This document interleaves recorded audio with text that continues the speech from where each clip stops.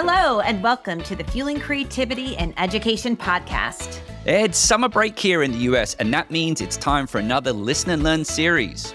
And this series features bite-sized episodes designed to support some professional development during the holidays.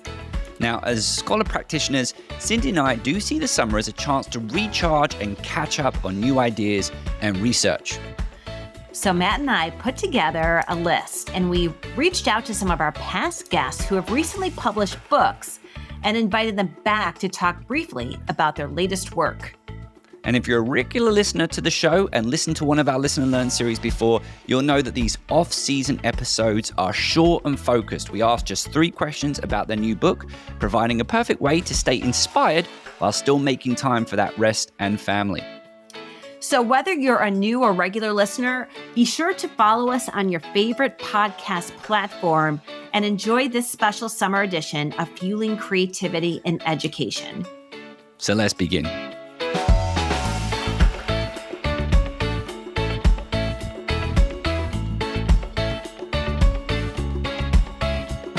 Today we welcome back to the show Dr. Anna Abraham.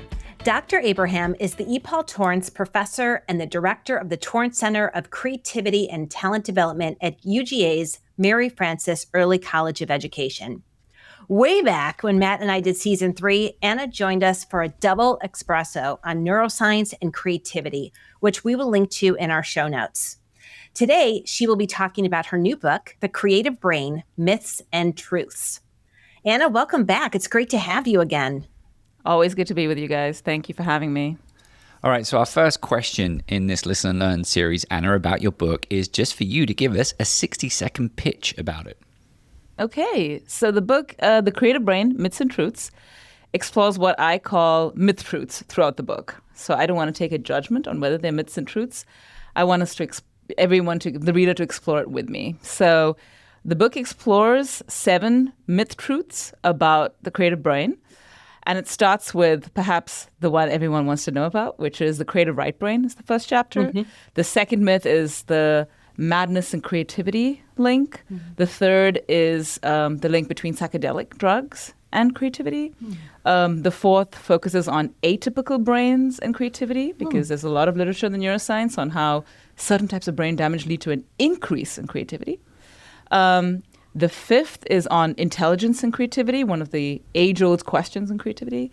The sixth is on dopamine and creativity, because, dopamine being the buzzword it is, gets used in a lot of contexts, including creativity. And the final one is what I call a myth in the making, the default mode network in creativity. So the book is a kind of archival trawl through these 7 myth truths, and it focuses on how it started, how it gets propagated, and how they get entrenched in our literature and our understanding about the creative brain. Now, you kind of covered this, and I think the book ultimately covers this, but our second question is, what's a misconception about your topic that your book breaks open? I am interested. I know a lot of teachers talk about right brain, left brain, so if you were looking for a little bit more direction, maybe expand a little bit more on that, but if you've got another misconception you haven't referenced, shoot away with that one. So I would start with the general picture first. The general picture across all 7 myth truths that I focus on is that every single one of them has a kernel of truth. Every single one of them. It's just that in the telling of the tale and how it gets spread, that things get twisted and stretched to a point where it's just too simple to be true in that form. So this is true of all of them. So let's take the creative right brain myth truth.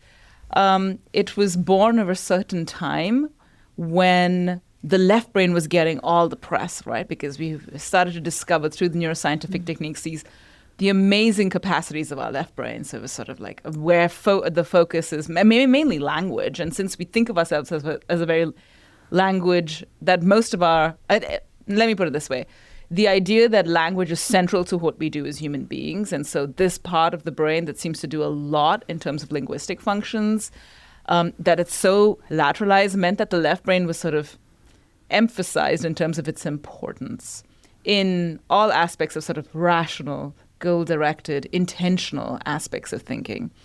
And so the right hemisphere got relegated a lot of functions that were just sort of like, well, the opposite, without really any proof for it. And so the right creative brain idea came around to say it's not just for creativity, it's not just that the left brain is important. The right brain is really, really, the right hemisphere plays a key role. So if you look at the early proponents, they've always emphasized that both hemispheres are involved. But because they were so new in drawing attention to the right hemisphere, what became propagated over time is that the right hemisphere is the more important and then the only place for creativity. So they emphasized from the start something that was true, which is like, hey, this neglected part is super important for creativity. And it ended up being, the right brain is the creative brain. And now, of course, the right creative brain idea, I think, serves as a great metaphor because it's almost like when you tell people, we want to have a more right brain curriculum, they instantly understand what you mean. So it almost doesn't matter that it's right or wrong from a scientific standpoint. It serves a valuable role in our daily discourse to get things done, to affect change at the level of policy and so on, because it's so entrenched in the way we think that we can actually use it to our advantage when we want to promote things about creativity, especially at the level of curriculum overhaul and change. And if you don't mind, and this is a short episode, but here's a brand new myth truth that I have developed, is that when I'm sleeping, if I'm sleeping on my left side, my brain sometimes is really, really active, and I can't calm down. But when I sleep on my right side, I automatically sometimes feel like I can do the whole counting sheep and focus a little bit more. So what's happening there? Am I putting too much pressure on my right brain or left brain? And just so we know, obviously I'm joking around here, but I am curious about that because I do feel like I'm really active one side and less active on the other side at 2:00 in the morning. Yeah, I think you've divulged too much there, Matthew. But okay, let's take it and go with it, right? Now, you're speaking about things that are lateralized, and this is a really well-known finding, not just among humans, but across animal species as well, that we all show preferences in the way that we prefer one limb or the other, one side over the other, and so on. So this is you see it in birds, you see it in horses, you see it in all species. My PhD advisor did a lot of work on lateralization. That's why I was kind of accepted into his lab. He mainly focused on animal cognition. But the whole thing was, why are we lateralized?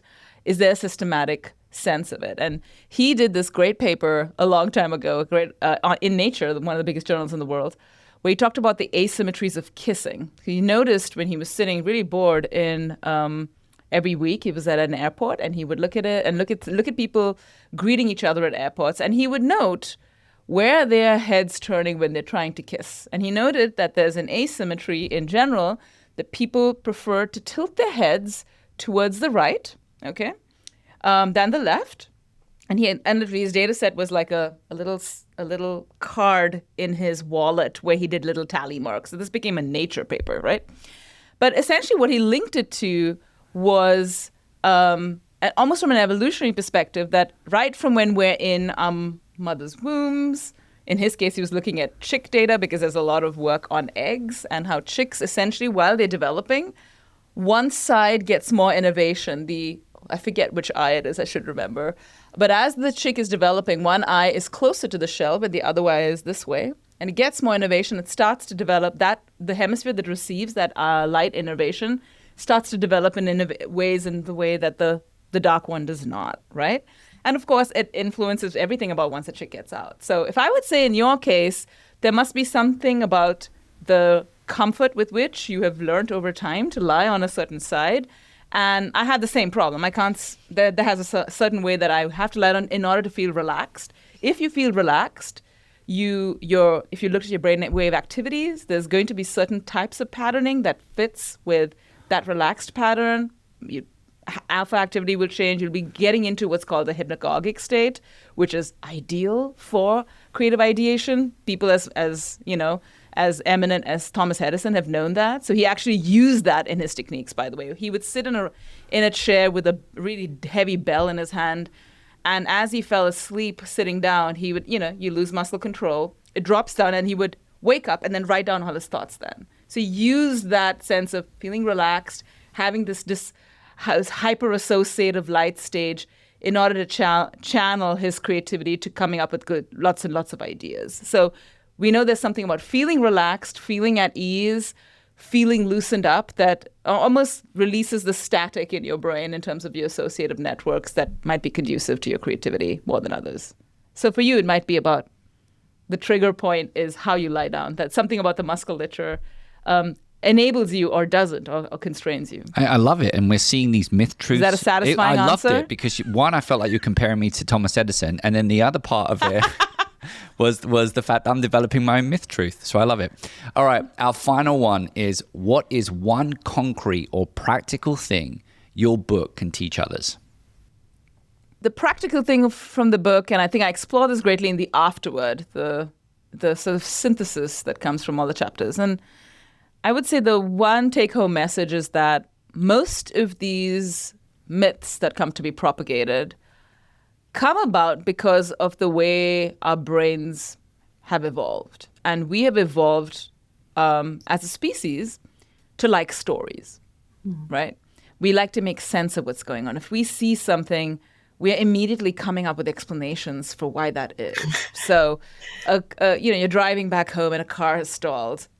Instantly, it has nothing to do with us, but instantly we're curious about it. And the more information we have, an accident. Oh, no, it wasn't an accident. It looks like someone's just been pulled over. That's what we do. That's what the brain is there. Come up with explanations.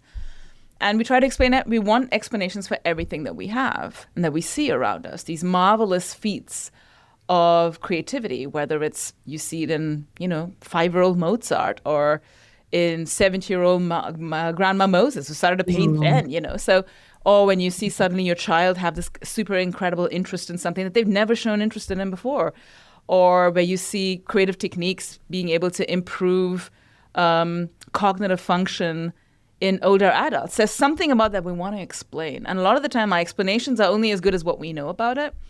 And we reach out, and when it comes to something magical, we tend to favor more magical explanations. One thing that we can't do with it, if I say it's wrong, what you know about the right brain is wrong. If you say the creative brain, let's say the creative part of your brain is not just the right hemisphere, it's too simple to say that. It's not satisfying as an explanation to be left with a void, to be left with nothing. So people will steer towards explanations that are fun or interesting or seem to make sense in some way, more than sort of sit there with this gray void, I don't really know.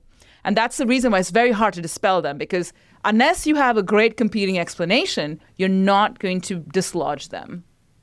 And that's what I think is the take-home message of the book, is that we must understand that there's some part of our mind that is, in effect, pushing us towards simple, easy explanations because it feels like, I get it, I understand it. That's such a powerful feeling. And sometimes we can be completely off track, but our minds won't let us kind of recognize or realize or accept it unless we find something else that we find somehow that, I like this. I like this explanation. I don't know about you, but I see this even in class when we talk about things like the creativity definition. A lot of the students are like, well, I don't like this definition, so I'm not going to accept it. I think, well, I'm not sure it matters whether you like it or not, but it comes from a place of, if it doesn't resonate with me in some way, I can't sit with, no, this is not okay. I'd rather go with something that's less good, as long as it feels somehow true, feels true to me. And that's this narrative, the storytelling nature of our minds, that we want explanations. We don't want to think that we don't know. That's not fun to deal with. And that makes so much sense. Even before we were waiting for you, Anna, we were talking about someone who just unfollowed me on LinkedIn, and we started crafting a whole story around the potential reasons why this might have happened. And in all honesty, I think this person could never have been connected with me to begin with, not, this whole scenario that we created. So I think that's both humorous and really interesting, given this was a topic while we were waiting for you to join the call. That's cool. I am so grateful for you sharing those insights and about your book. And I will tell you that I can't wait to get off this call so I can order it. Is it available in Kindle, Audible? Not in Audible. I don't think they've made an audiobook out of it yet, but I think it is in It is in Kindle. Kindle? It is in Kindle. I think so. It's in Kindle. It okay. is. It wasn't available right at the start in Kindle, but I think by now it has been made available. Yeah, no, Great. it is. because this is my summer. This is my first summer book as well, actually. Mm-hmm. I'm looking forward to this one. Excellent. So, Anna, thank you so much for joining us today and for sharing the information around your new book. I can't wait to get a copy, and we'll make sure we put the link in the show notes below. Well, we hope you enjoyed the Summer 2025 Listen and Learn episode. Please visit our website, which provides a full list of the books we've covered during the series, with links to the authors' websites and links to where you can purchase their books online. You can access the page at fuelingcreativitypodcast.com/summer reading 2025. And we are still booking guests for season 11 of the podcast. So if you have any ideas on researchers or practitioners, or perhaps ideas on topics you'd like us to cover during that season, please reach out at ideas@fuelingcreativitypodcast.com. My name is Dr. Matthew Wurtwood.